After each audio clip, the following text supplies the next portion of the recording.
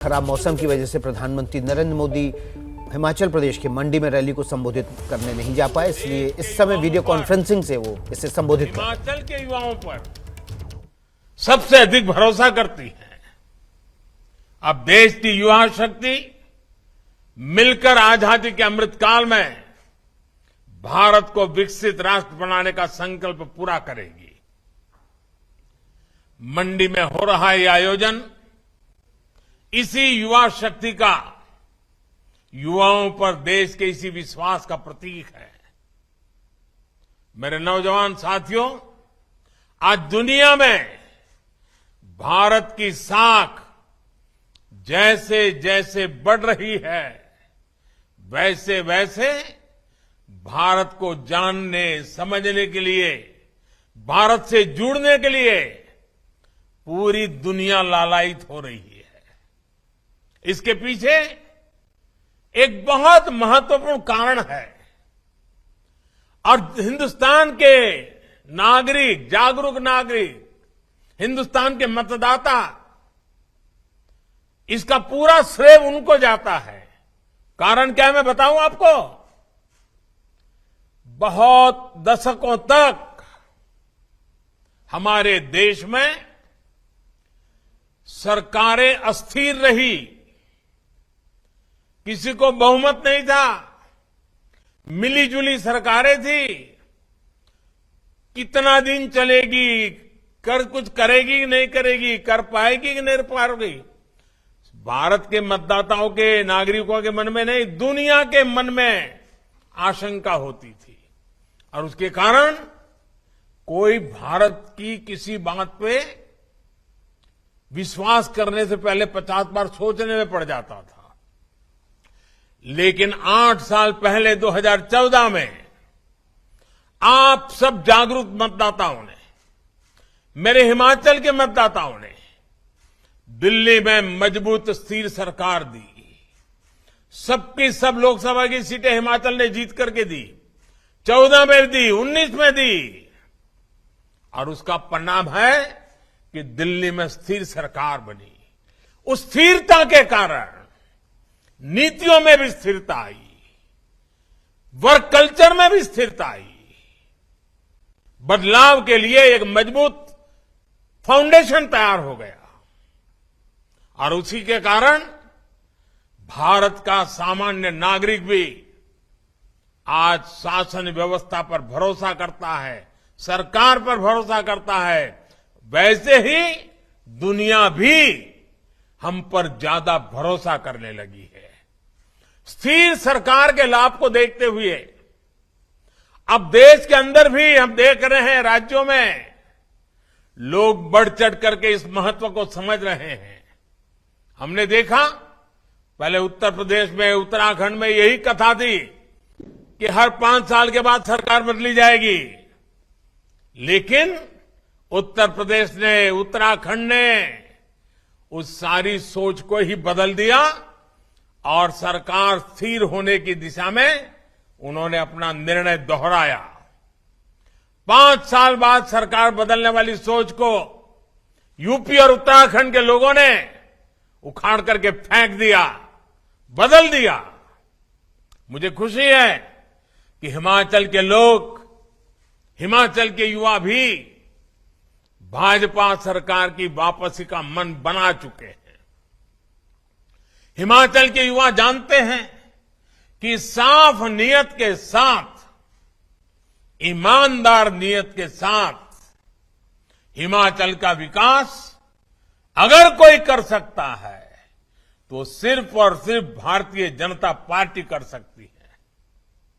भाइयों और बहनों, अमृतकाल में भारत की प्रगति को गति देना,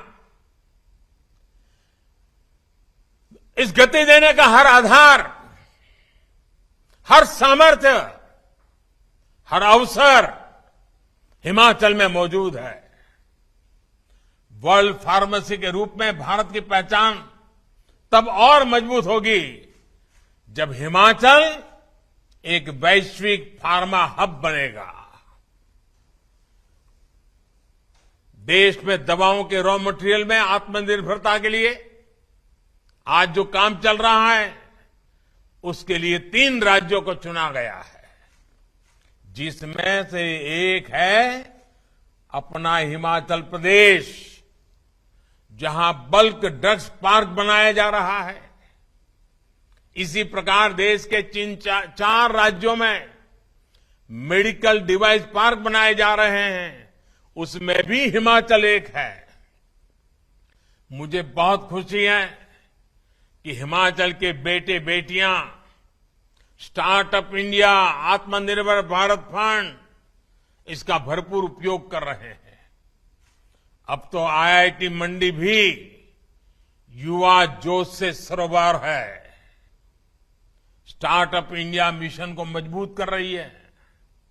मेरे युवा साथियों, बीते 8 वर्षों में देश में उच्च शिक्षा के लिए अनेक नए संस्थान शुरू किए जा चुके हैं। इनमें आईआईटी मंडी के अलावा सिरमौर में आईआईएम, ऊना में ट्रिपल आईटी और बिलासपुर में एम्स। कौन हिमाचली होगा जिसको इस बात का गर्व न होगा? अब शिमला के बाद मंडी में भी यूनिवर्सिटी है और धर्मशाला में केंद्रीय विश्वविद्यालय भी है। यानी हर बड़े सेक्टर से जुड़े देश के जितने प्रीमियम संस्थान हैं, वो आज हिमाचल में भी है। इसका बहुत बड़ा लाभ हिमाचल के मेरे नौजवानों को, हिमाचल की मेरी बेटियों को, हिमाचल के मेरे युवाओं को होने वाला है। 8-10 साल पहले जो सोचना भी असंभव था, उसे आज भारतीय जनता पार्टी की सरकार ने करके दिखा रही है। साथियों, अमृत काल में भारत की अर्थव्यवस्था को, देश में रोजगार निर्माण को एक बड़ा बल जिस सेक्टर से मिलने वाला है, वो है हमारा टूरिज्म सेक्टर। मैं खुद भी हिमाचल की देव संस्कृति और हिमाचल के हस्तशिल्पों से बहुत अभिभूत रहता हूं। हिमाचल की इसी विशेषता को प्रोत्साहन देने के लिए हम निरंतर प्रयास कर रहे हैं। कुल्लू शॉल हो, किन्नौरी शॉल हो, चंबा रुमाल हो, कांगड़ा पेंटिंग्स हो, चंबा के हमारे चप्पल्स हो, या लाहुली गर्म जुराबें, इन सभी को जीआई टैग किया गया है। दुनिया में उसकी एक प्रतिष्ठा बनी है। मेरा ये भी प्रयास रहता है कि जब भी विदेशी मेहमानों से मेरा जब मिलना हो जाता है, किसी कॉन्फ्रेंस में जाता हूं, तो हिमाचल के इन उत्पादों को लेके जाता हूं, उनको उपहार के रूप में देता हूं और बताता हूं मेरा इस हिमाचल से नाता क्या रहा है, ताकि पूरी दुनिया को हिमाचल के विषय में पता चले, यहां के कौशल के विषय में पता चले। मेरे नौजवान साथियों, आज जिस प्रकार हिमाचल का टूरिज्म सेक्टर बढ़ रहा है, वो उत्साह बढ़ाने वाला है। और आपने देखा होगा हमारे विदेश नीति का एक अहम पहलू क्या रहा, हमने कई देशों के साथ ई वीजा शुरू किया। ई वीजा शुरू करने के का सबसे बड़ा लाभ टूरिज्म को होता है। लोगों को आसानी से जब वीजा मिलना शुरू हो जाता है, और देखा होगा आपने कोरोना के पहले तो धमाधम दुनिया से लोग आना शुरू हो गए थे, और अभी भी मौका बहुत बड़ा है। अभी भी दुनिया के कई देश हैं जहां टूरिज्म खुला ही नहीं है। हिमाचल के लिए तो दोनों हाथ में लड्डू है। साथियों, कोरोना की मुश्किल से टूरिज्म सेक्टर जल्द से जल्द बाहर निकल सके, इसके लिए भारतीय जनता पार्टी की सरकार और खास करके हिमाचल की सरकार ने टीकाकरण का अभियान जो सफलतापूर्वक चलाया, उसने देश भर के और विदेशों के टूरिस्टों को भी एक विश्वास दिया कि हिमाचल सेफ है।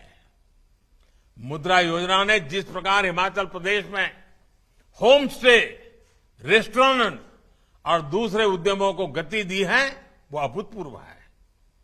देश भर में मुद्रा योजना के तहत अभी तक 19 लाख करोड़ रुपए के बिना गारंटी के बैंक लोन दिए जा चुके हैं। हिमाचल प्रदेश में भी मुद्रा योजना के तहत बिना बैंक गारंटी लगभग 14,000 करोड़ रुपए लोगों को दिए जा चुके हैं। हमारे हिमाचल में रोजगार और स्वरोजगार के हजारों नए अवसर बने हैं।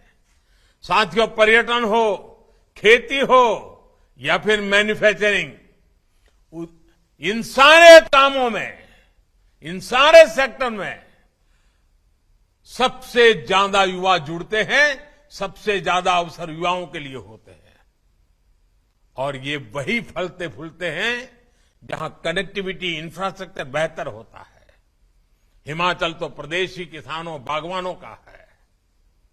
फूड प्रोसेसिंग सेक्टर में हिमाचल की संभावनाओं को केंद्र की योजनाओं से बहुत बल मिल रहा है। एफपीओ यानी किसान उत्पादक संघ बनाने पर भी केंद्र सरकार बल दे रही है। हिमाचल में integrated cold chain, agro processing cluster, food processing units और फूड टेस्टिंग लैब का नेटवर्क तैयार किया जा रहा है। मेरे नौजवान साथियों, ये सब कुछ आपके उज्जवल भविष्य के लिए किया जा रहा है। इंफ्रास्ट्रक्चर के ऐसे हर काम से युवाओं को रोजगार मिलता है, स्वरोजगार के अवसर बनते हैं। पिछले 8 वर्षों में केंद्र सरकार ने हिमाचल में नेशनल हाईवे के रखरखाव और विस्तार के लिए करीब 14,000 करोड़ रुपए दिए हैं, जबकि 2014 से पहले के 8 वर्षों में हिमाचल प्रदेश का केंद्र सरकार से 2,000 करोड़ रुपए से भी कम मिलते थे। यानी हमारी सरकार ने नेशनल हाईवे के लिए हिमाचल को पहले की सरकार के मुकाबले 7 गुना ज्यादा राशि दी है। अब आप देख रहे होंगे, जाते आते समय देखने को मिलता होगा, चंडीगढ़ मनाली नेशनल हाईवे पर भी तेजी से काम चल रहा है। ये नेशनल हाईवे खेती और टूरिज्म से जुड़े हजारों नौजवानों के लिए बहुत अवसर लेकर के आया है। साथियों, इस वर्ष के केंद्रीय बजट में 2 बड़े प्रोग्राम घोषित किए हैं, जिनका हिमाचल प्रदेश को बहुत अधिक लाभ होने वाला है। वर्तमान प्रोजेक्ट के तहत पहाड़ी प्रदेशों के उनके लिए रोपवे के नेटवर्क को विस्तार देने की योजना है, जिसका लाभ हिमाचल के पर्यटक स्थलों को हो रहा है। इसी प्रकार वाइब्रेंट बॉर्डर विलेज प्रोग्राम के तहत आखिरी छोर पर, सीमा पर जो गांव है, उनका विशेष रूप से विकास किया जा रहा है। युवा साथियों, सरकार ने वर्क फ्रॉम होम के लिए जो नीतियां बनाई है, हिमाचल का टूरिज्म सेक्टर उसका एक बड़ा लाभार्थी है। इसका कारण बेहतर डिजिटल कनेक्टिविटी भी है। अब तो 5G सेवाएं भी शुरू होने वाली है, जिससे टूरिज्म सहित शिक्षा, स्वास्थ्य और खेती जैसे अनेक क्षेत्रों में, आरोग्य जैसे अनेक क्षेत्रों में हिमाचल को विशेष लाभ होने वाला है। मुझे खुशी है कि हिमाचल उन प्रदेशों में है जिसने अपनी ड्रोन नीति बनाई है, और इसके लिए मैं हिमाचल सरकार के ये दूरंदेशी निर्णय के लिए और अगुवाई करने के लिए मैं हिमाचल भाजपा सरकार को बधाई देता हूं। ड्रोन से सामान पहुंचाने में, खेती बागवानी में भी बहुत मदद मिलने वाली है। ड्रोन के बढ़ते इस्तेमाल को देखते हुए युवाओं को ड्रोन उड़ाने की ट्रेनिंग देने के लिए कई कोर्स भी शुरू किए गए हैं। इसलिए कनेक्टिविटी के साथ साथ हेल्थ और वेलफेयर से जुड़े दूसरे इंफ्रास्ट्रक्चर में भी हिमाचल आज आगे बढ़ रहा है। बिलासपुर का एम्स अब बनकर तैयार हो चुका है। मोहाली में कुछ सप्ताह पहले जिस कैंसर अस्पताल का उद्घाटन हुआ है, टाटा के जो मुंबई की कैंसर अस्पताल है, उसी का ये एक हिस्सा है। उसका सबसे बड़ा लाभ हिमाचल को मिलने वाला है। शुद्ध पेयजल उत्तम स्वास्थ्य के लिए बहुत आवश्यक है। जल जीवन मिशन के तहत पिछले 3 साल में देश के 7 करोड़ से अधिक नए घरों को नल से जल मिलने लगा है। हिमाचल के 8 लाख से ज्यादा परिवारों को भी नल से जल की सुविधा मिली है। साथियों, कुछ दिन पहले ही केंद्र सरकार ने एक और अहम फैसला लिया है। केंद्रीय मंत्रिमंडल ने हिमाचल के हाटी समुदाय को एसटी सूची में जोड़ने के प्रस्ताव को मंजूरी दे दी है। जैसे ही घड़ी का काटा दोपहर 2:30 पे आए, बबीता जी का दिल सास बहू साजिश के लिए मचल जाए। और ये है इनकी बहू, पूरे दिन ऑफिस की टेंशन हो जाए गॉन जब ये करें अपना फेवरेट शो फ्री टाइम पे ऑन।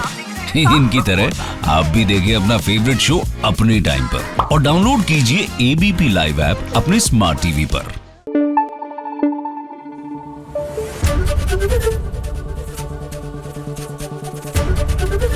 एबीपी न्यूज आपको रखे आगे।